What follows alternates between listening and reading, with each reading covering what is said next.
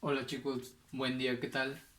El día de hoy vamos a revisar las escalas de medición más comunes, las cuales son los grados Celsius, también conocidos como grados centígrados, los Fahrenheit y los Kelvin.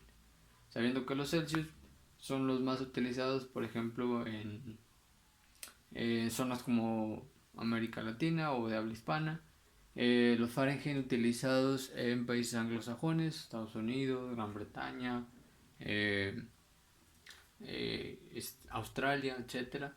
Y los Kelvin, que son una unidad técnica, ¿sí?, para medir la temperatura. Y bueno, sabiendo que la temperatura es una magnitud escalar la cual se puede medir, principalmente tenemos la herramienta que son los termómetros. ¿Ok? Bien, sabiendo esto, pues conocemos las tres escalas más comunes. Entonces hay que poner las equivalencias o la comparación entre una y otra. Empezando por la más sencilla de entender, que son los Celsius o los grados centígrados que nosotros conocemos comúnmente, que constan a partir del cero o se basan en el punto de fusión del agua, los 0 grados Celsius. El punto de fusión, bueno, o el punto de congelación, donde el agua comienza a pasar del estado líquido al estado sólido, y se divide en 100 partes iguales. Por eso de ahí también el nombre de centígrados, ¿verdad? Se divide en 100 partes iguales. Entonces, a los 100 grados Celsius en condiciones normales, hablamos de una atmósfera de presión y hablamos de 760 milímetros de mercurio o una atmósfera. Este, el punto de ebullición es a los 100 grados Celsius, es decir, cuando el agua empieza a hervir, se empieza a querer evaporar. Bueno, los grados Celsius con respecto a los grados Kelvin, eh, digamos que no están basados en un cero absoluto, sino que debajo de los 0 grados Celsius existe todavía temperaturas negativas, temperaturas bajo cero le llamamos. Entonces puede haber 10 grados bajo cero, 50 grados bajo cero, etcétera. Hasta el punto más bajo que puede alcanzar esa temperatura es los menos 273 grados Celsius.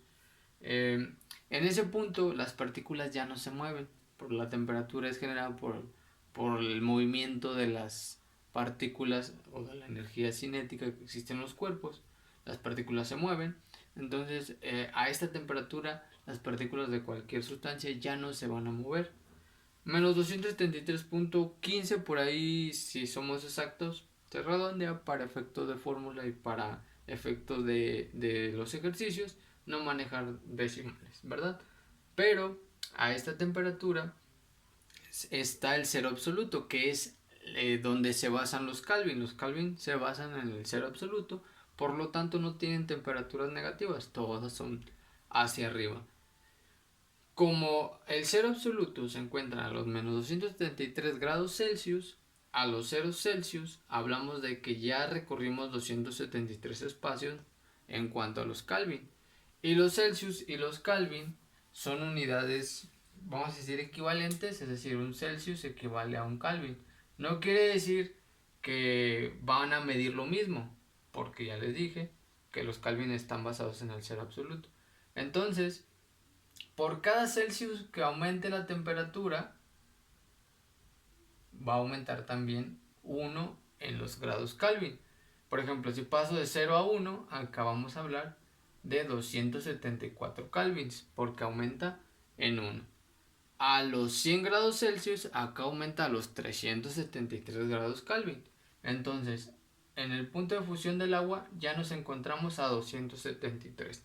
Por lo tanto, la fórmula para convertir de Celsius a Kelvin serían los Celsius que nos den más 273. Es sencilla la fórmula, nada más le tenemos que aumentar. Si tienes 10 grados Celsius, le aumenta 273 y serían 283 grados Kelvin. Solamente basta con aumentarle 273 y nos da la conversión. Si queremos convertir de Kelvin a Celsius, lo contrario, tenemos que restarle. Si esto está sumando y lo paso del otro lado, pasa a restar. Si yo tengo 373, le resto 273, me queda 100.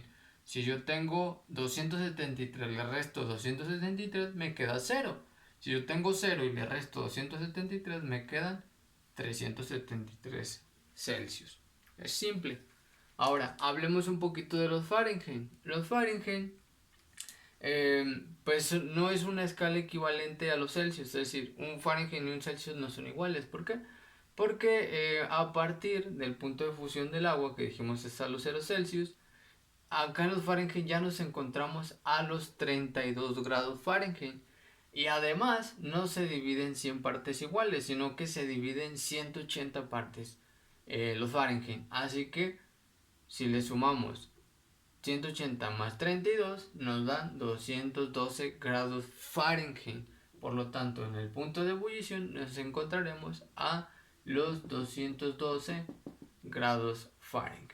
¿Qué quiere decir esto? Que no son equivalentes. Por lo tanto, ¿cómo le vamos a hacer para poder establecer nuestra fórmula? Simple, dividimos estos 180 entre 100 para saber la equivalencia. Esto nos da a 1.8. Entonces, si en nuestras fórmulas encontramos que tenemos que multiplicar por 1.8, es porque un Celsius equivaldría a 1.8 Fahrenheit aproximadamente. Puede haber una cierta variación cercana, pero redondeando sería esta. Nuestra fórmula quedaría como de Celsius a Fahrenheit. Voy a multiplicar los Celsius por 1.8 y le voy a sumar 32. ¿Ok? Si quiero convertir de Fahrenheit a Celsius, pues hago lo opuesto. Por ejemplo, este 32 que está sumando lo mando del otro lado restando. Y este 1.8 que está multiplicando lo paso a dividir. ¿Sí? Entonces, los Fahrenheit le resto 32, lo divido entre 1.8 y ya está. Me da la conversión. Y ya si quiero yo convertir de Kelvin a Fahrenheit o de Fahrenheit a Kelvin, pues hago una composición de mis fórmulas. Por ejemplo, de Kelvin a Fahrenheit, si yo sé que no, a lo mejor no tengo directamente la fórmula, pero puedo hacer una conversión o una, ¿cómo se dice?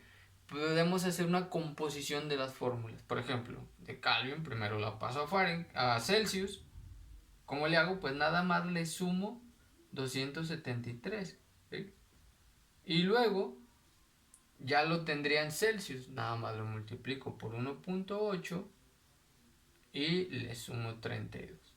Y con esta composición puedo convertir de Kelvin a Fahrenheit. Y viceversa, si tengo que convertir de Fahrenheit a Kelvin, primero lo convierto a Celsius y luego le voy a sumar 273 y estaría convertido en Kelvin. Vamos a hacer algunos ejemplos en un segundo video, pero espero que haya quedado claro cómo establecemos las fórmulas entre estas tres escalas. Nos vemos en el siguiente video.